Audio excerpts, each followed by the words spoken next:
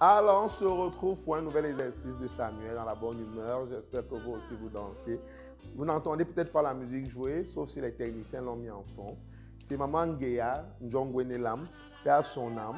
Avant de faire l'exercice aujourd'hui, j'y pensais à elle, je l'écoutais, donc puis je dansais, je fredonnais, le temps que tout s'active dans mon cerveau pour que je vous délivre à nouveau une petite galette, une galette comme j'aime bien, parce que j'aime mes amis les entrepreneurs. Allez, on passe au boulot si vous voulez bien. Pour ce nouvel exercice de Samuel, les procédures en entreprise.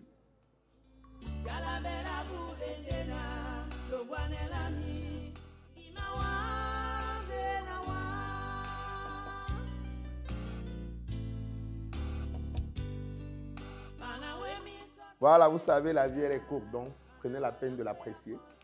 Moi, je l'apprécie le plus dans les activités intellectuelles parce que, je ne sais pas, à chaque fois que je partage, ça me fait quelque chose, voilà. Et puis, ça vous dit qu'on échange. N'oubliez pas, vous retrouvez Samuel en consultation tous les jours, pendant 1 heure, quand vous voulez. Allez, les procédures en entreprise. Les procédures, c'est l'âme de l'entreprise. Je vous le dis toujours, si DHL vous vend DHL, et s'en va avec le gros manuel de procédure. Il vous laisse le nom, les locaux, tout ce que vous voulez. Il part avec le gros document des procédures qui fait de DHL, le tout puissant DHL pour gérer les courriers comme il gère. Il vous aura pris 60% de ce qu'il vient de vous vendre. Les procédures, c'est l'âme de l'entreprise. Les procédures, c'est banalement l'organisation du travail. C'est l'organisation du service du travail. C'est ce à quoi renvoient les procédures. C'est la manière de faire une tâche. C'est le process d'une tâche. C'est la manière donnée spécifique au propre d'effectuer une action, une activité en entreprise, une tâche. Mais laissons les définitions théoriques. Ce n'est pas trop ce qui nous intéresse dans le cadre de cet exercice de Samuel, parce que vous connaissez le créneau, partage d'expérience, la mise à niveau, la formation et le conseil. Faisons de la mise à niveau. Alors, parlons d'abord des grands corps de procédure. Vous avez vu le plan, je vais vous parler des grands corps, le corpus des procédures, l'objectif même des procédures et les grands documents autour des procédures, si vous voulez. Voilà, tout simplement. Mais si vous voulez, commençons même par l'objectif rapidement et puis on vient dérouler avec le corpus. Pour moi, il y a 3 grands objectifs aux procédures, mais on peut en faire plusieurs autres. Le premier, c'est la continuité du service. Quand les procédures sont bien faites, le service se déroule, j'ai envie de dire de lui-même. Il est fluide parce qu'on sait qui fait quoi et qui, lorsqu'il est absent, est substitué par quelle autre personne. Tout simplement, c'est la continuité d'un service bien fait et de qualité bien ordonnée. C'est le premier rôle, le premier objectif des procédures, la continuité du service. Ensuite, l'autorégulation, l'autocontrôle. Quand les procédures sont bien mises, par moment, on n'a même presque pas besoin d'audit. L'audit est comme naturel dans le fonctionnement de l'activité. Le contrôle est fait de manière déjà optimale. C'est extrêmement important parce que qui dit contrôle dit qu'on est en train de veiller au patrimoine. Veiller au patrimoine, oui. On est en train de veiller au patrimoine même de la qualité des services, du type de travail qu'on rend, de la qualité des contrats qu'on rédige pour donner aux clients. Parce que la procédure dit que quand quelqu'un a rédigé, il y a un niveau de contrôle, un niveau d'approbation, une autorégulation. Et rendre des bons contrats, c'est suivre le patrimoine de l'entreprise, en fait. Et puis, c'est l'optimisation. Parce qu'on a des procédures, au moins, on peut les optimiser. Fonctionner dans le désordre, on ne connaît même pas où toucher pour optimiser. Mais pour optimiser, il faut déjà avoir quelque chose de clair. C'est la procédure. Ça permet d'optimiser. Parce qu'un but des procédures, c'est de boucher les trous. Boucher les trous, boucher les trous. Et ça, c'est le rôle de l'optimisation. Très important. On revient sur l'essentiel de notre travail aujourd'hui, les grands corps. Alors moi, j'ai 6 grands corps quand je traite les procédures. Lorsqu'à JU, on est approché par des clients pour organiser les procédures, sinon les évaluer ou les corriger au sein de leurs entreprises, on distingue 6 grands corps qui sont gérés par 6 services internes. Parce que vous savez, JU, c'est du 360 degrés entre le service des marchés financiers qui fait de l'analyse et du suivi de l'information financière, le service juridique, le service des ressources humaines, le service après-vente pour ce qui est du commercial. On a également le service comptable et de l'audit. On a donc à l'intérieur de la holding tous les services qui vont épouser ces grands corps et qui vont permettre d'évaluer s'ils sont correctement mis sur pied au sein de votre entreprise. Le tout premier des corps que j'aime bien, c'est c'est le corps administratif. Le corps administratif des procédures, le corps des procédures administratives, parce que les procédures ont des champs. Voilà, le premier champ que j'aime bien, c'est le champ administratif, l'administration, la direction de l'entreprise. Qu'est-ce qu'on retrouve au sein du champ administratif? Parce que je vous donne juste les grands éléments. Et si ça peut vous servir à faire votre procédure, mais vous savez, j'aime transmettre, j'aime vous donner. Vous êtes ma raison d'être. L'organigramme, premier élément. L'organigramme, qui est situé où, fait quoi? Et vous aurez remarqué que dans la pratique, dans certaines entreprises, c'est plaqué derrière le hall. Oui, derrière le hall, c'est plaqué. Même dans les administrations publiques, très souvent, il faudrait que chacun en entrant se souvienne quelle est la place de qui. Il ne faudra pas dire après que. Hein? Ça permet aussi d'éviter les usurpations. Quelqu'un passe le temps à vous dire au quartier que c'est moi le directeur de tel à la SNH. Vous entrez dans le hall, vous voyez cette direction, vous ne voyez pas sa tête. Très important. L'organigramme qui restitue les personnes, leurs fonctions et les positions entre elles. Est-ce qu'on est à l'horizontale? Est-ce que tu es un homologue? Ou est-ce que je suis ton supérieur hiérarchique? Quand on connaît la force de la verticalité en entreprise. À côté de l'organigramme, les procédures administratives visent aussi la prise des décisions. La décision. La décision est ce qui permet d'exécuter même l'administration. Je suis le patron, donc je décide. Je décide de te recruter, je décide de te renvoyer, je décide de t'affecter, je décide de te nommer, je décide d'augmenter ton salaire, je décide je décide de lancer tel nouveau produit et de retirer tel autre marché, je décide de convoquer le conseil d'administration, l'assemblée générale et j'en passe. C'est très important. Quelle est d'abord la source de ce pouvoir? Est-ce que ce sont les statuts pour l'assemblée générale par exemple? Le conseil d'administration, c'est les statuts qui vont me mandater. Est-ce que par moment, c'est le règlement intérieur qui va me mandater? Très important. Est-ce que ce sont les grandes lois de l'entreprise, le code du travail? Peu importe la prise des décisions. Qui est apte pour prendre la décision? Et qui, en cas d'absence, peut prendre la décision à sa place? Qui peut donner les autorisations de départ en congé si le DG est, par exemple, absent? Est-ce la direction des ressources humaines ou est-ce le DGA? Si ton départ en congé a été signé par le DRH et que le DGA, qui est le numéro 2, s'oppose, est-ce que ça passe quand même parce que c'est les ressources humaines et qu'elles sont compétentes dans le rayon des congés du personnel? Il faut voir tout ça. La prise de décision, le pouvoir des décisions, les procédures doivent les éclaircir. L'organigramme, la décision et un élément un peu à côté qui va concerner les assistantes, ce personnel ô combien important dans l'administration, le courrier. Le courrier est au cœur de l'administration, très important. Alors, deuxième grand corps des procédures, les procédures qui ont trait aux ressources humaines. Les ressources humaines. Et généralement, quand moi je dis que le premier corps, je dis même souvent que le premier corps, c'est la ressource humaine. S'il fallait classer en termes d'importance, le corps de procédure le plus important, c'est la ressource humaine. C'est pour ça que vous allez généralement voir qu'en entreprise, le garant des procédures, c'est le DRH. Le grand garant des procédures, tous services confondus, c'est le DRH. Pourquoi? Parce que la personne qui applique la procédure, c'est la ressource humaine. Peu importe le segment que concerne cette procédure, seule la ressource humaine l'implémente. Et c'est le DRH qui doit veiller. Lui connaît toutes les procédures appliquées par son personnel. Donc le grand garant des procédures en temps normal, c'est le directeur des ressources humaines. Mais quand on parle du corps de procédure lié aux ressources humaines, ça va encore se jouer sur au moins 3 niveaux. L'entrée de la ressource humaine dans l'entreprise, la gestion de celle-ci pendant qu'elle est en évolution et enfin son départ. Comment se passe d'abord l'entrée de la ressource humaine au sein de l'entreprise? Comment se passe le recrutement? Comment est-ce qu'on repère même le besoin d'un poste? Est-ce que c'est un chef de service qui fait une note à sa hiérarchie en disant « il y a un poste manquant » ou « il y a un nouveau poste dont j'ai besoin ». Il adresse la lettre à qui? Quel conseil se réunit et statue sur le besoin? Ensuite, qui va arrêter le job description et la procédure? C'est des recommandations, c'est des stagiaires qu'on va rappeler, c'est un poste ouvert, c'est un appel à recrutement ouvert. Quelle est la commission qui a qualité pour décider de cette procédure, des critères des dépôts de dossiers? Ensuite, on va implémenter jusqu'à ce qu'on recrute le personnel. Le service juridique va forcément passer par là pour rédiger le contrat, pour négocier le salaire, les avantages et tout ce que vous voulez, en appui de la direction générale, bien sûr. Voilà. Donc, d'abord, les mécanismes d'entrée du personnel au sein de la boîte. C'est tellement important que Les gens ne réalisent pas que dans des boîtes qui ne sont pas assez structurées, par moment, la seule chose qui permet de repartir les fonctions, c'est les job descriptions. Je vous ai dit tout à l'heure, c'est là que le qui fait quoi. Par moment, nous, on a assisté à des cachets des clients où pour retrouver le qui fait quoi, on est allé chercher dans les procédures des ressources humaines, l'entrée de la ressource humaine, le processus d'entrée, le job description.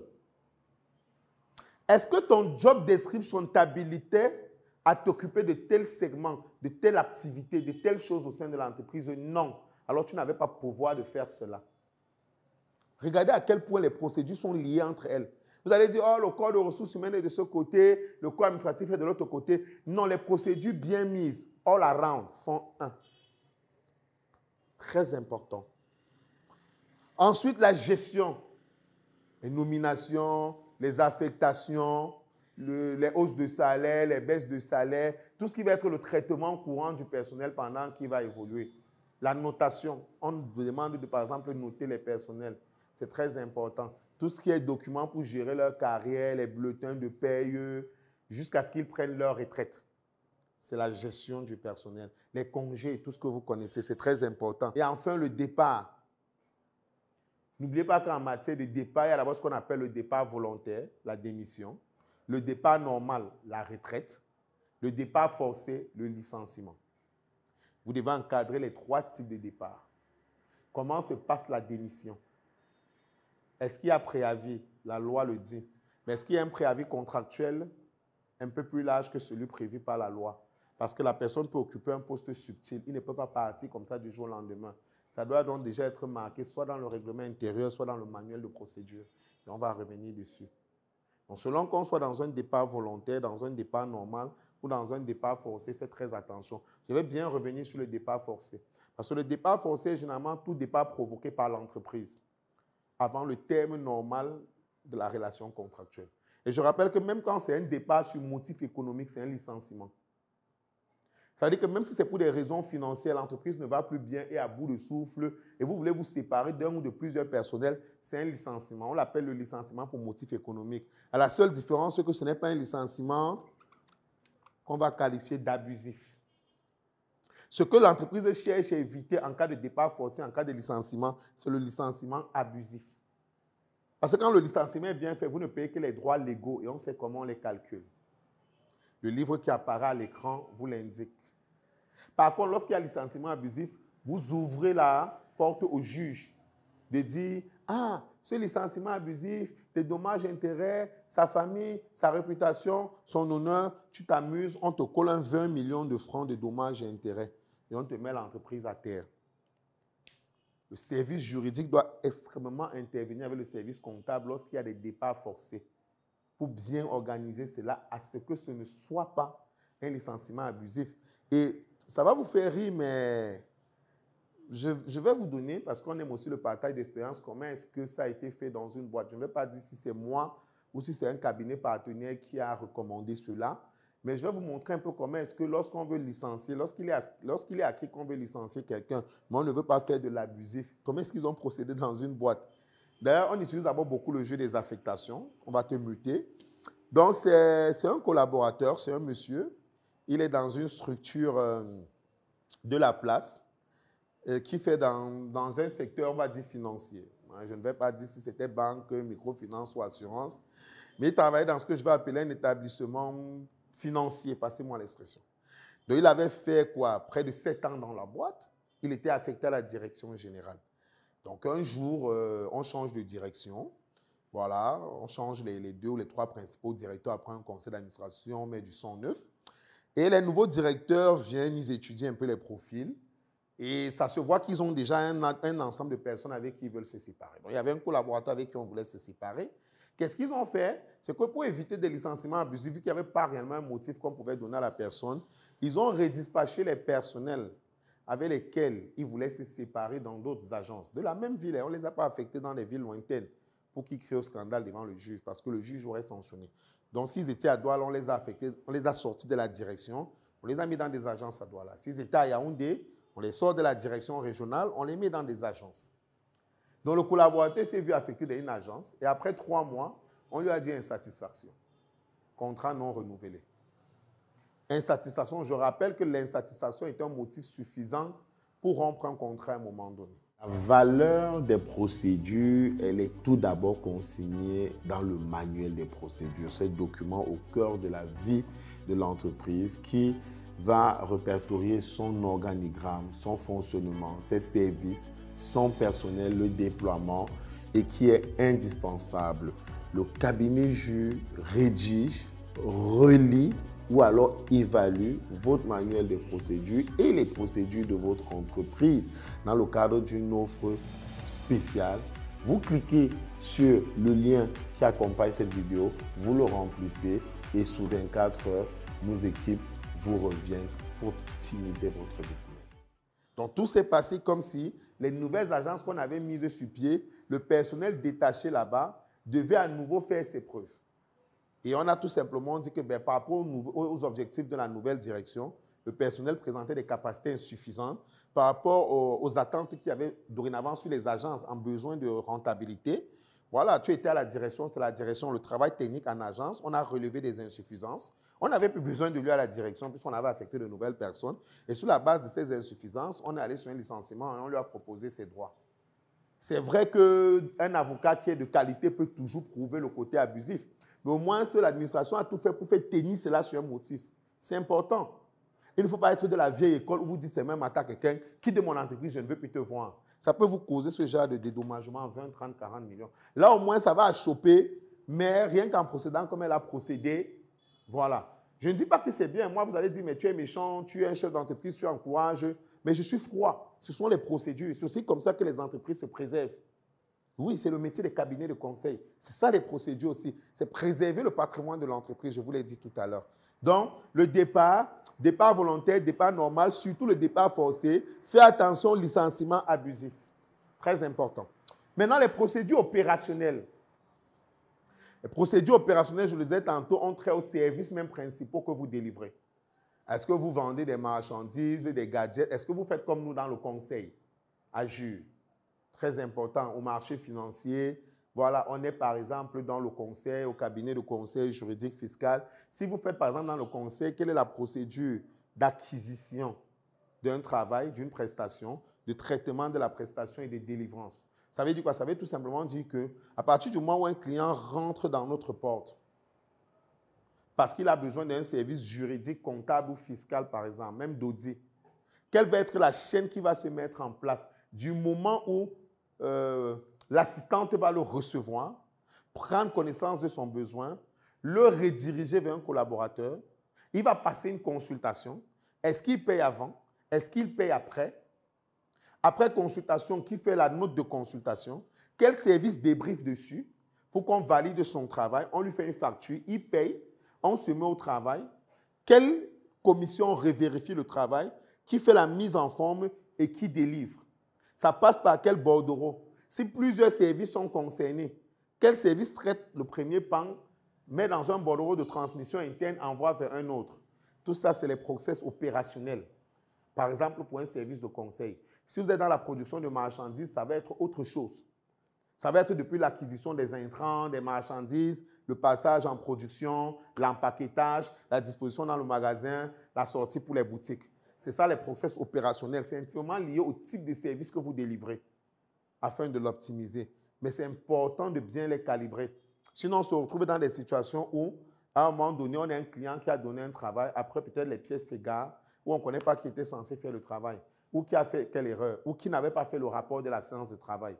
C'est pour ça que les procédures opérationnelles sont extrêmement importantes.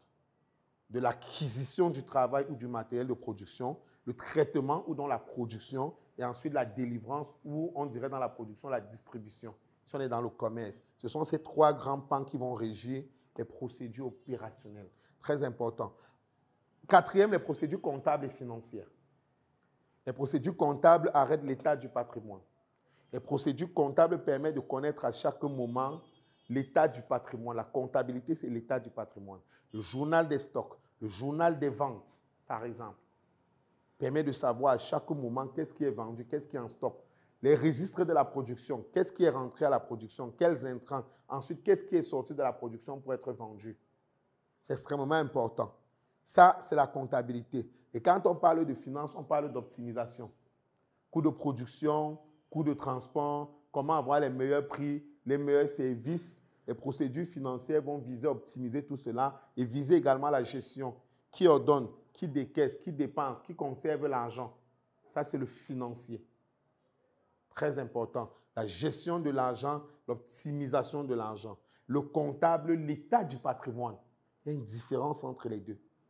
Et les procédures qui concernent les deux sont proches, se rapprochent énormément, mais ont leur distinction. Je tiens à le préciser. La procédure disciplinaire, très souvent, elle est contenue dans le REI, le règlement intérieur. Voilà la procédure disciplinaire, les différentes infractions qui peuvent être commises lors du service, comment est-ce qu'on réprime ces infractions, extrêmement important. On ne va pas trop s'attarder dessus. Et le dernier, les procédures commerciales et de vente. Parce que tout ça doit concourir à la vente. Si tout ce qu'on a fait là ne permet pas d'optimiser la vente du produit et du service pour que de l'argent rentre, c'est que ça ne sert pas à grand-chose. C'est pour ça que j'aime généralement les mettre en dernier. Commercial, vente inclut forcément la communication et le marketing. Ici, on parle de la chaîne de conversion en général. À partir du moment qu'on fait entrer le client, fait connaître le produit au client, fait venir le client vers nous, fait adopter le produit par le client, fidéliser le client. Quelle procédure vous mettez en place pour que le client déjà vous voie votre produit, ait accès au produit, acquiert le produit et soit conservé dans la maison. C'est la chaîne de conversion. Le corps de procédure lié au commercial et à la vente. Vous avez donc là les 6 grands corps de procédure sur lesquels nous on travaille généralement lorsqu'on vient dans votre entreprise. Si elles existent déjà, on les évalue, on les optimise si besoin est. Et si elles n'existent pas, on travaille à les mettre sur pied. Très important. L'objectif, j'en ai déjà parlé, la continuité du service, parce que ça a été bien organisé, vu que ça vise d'abord l'organisation du travail, l'autocontrôle, sinon l'autorégulation du service, le service qui fonctionne par lui-même, l'optimisation. 2 grands types de documents. Le premier, le très grand document, le manuel de procédure. C'est le document qui va contenir toute la procédure. Le manuel de procédure. C'est la Bible des procédures dans l'entreprise. Quand on a fini un bon travail d'expertise, on vous livre votre manuel de procédure. Mais à côté du manuel de procédure, il y a ce que j'ai envie d'appeler les annexes, les documents de travail. Pour les ressources humaines seulement, ne serait-ce que la fiche de pointage chaque matin.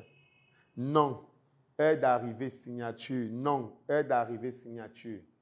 Ça vous a l'air de rien, mais c'est important. Le cachet qu'on met à la fin de la page chaque jour. Quelqu'un va un jour dire qu'il était au travail alors qu'il était en train de faire autre chose. Il faut revenir dans le registre et retrouver que ce jour-là, il est arrivé à 9 heures. Mais quand il n'y a même pas de petit registre, comment est-ce que ça donne? Un banal document de travail, très basique, mais qu'il n'y a même pas dans beaucoup d'entreprises. Et on se veut sérieux, ça ne peut pas le faire. Un journal de vente, ce n'est pas le plus difficile. Un registre pour la production, ce n'est pas le plus difficile. Les imprimés, que ce soit les modèles de demande pour les départs en congé, les modèles d'ordre de mission, les autorisations de sortie, c'est une série d'imprimés, de modèles de documents de travail qui existent déjà et qu'on remplit tout simplement. Et on connaît qui a pouvoir de cacheter ou de signer pour que le document soit valable. Alors, c'était donc le but de l'exercice aujourd'hui. Je voulais vous délivrer comme ça quelques éléments sur les procédures en entreprise, si cela peut vous servir, si cela peut vous aider. Le cabinet J, vous connaissez déjà, c'est le plaisir de partager avec vous, c'est le plaisir de vous servir, c'est le plaisir d'organiser dans votre entreprise les procédures. Et si cela vous intéresse, une seule chose à faire, contactez le numéro qui s'affiche à l'écran. Contactez le numéro qui s'affiche à l'écran. On saura faire le reste. Laissez un message WhatsApp, passez-nous un coup de fil.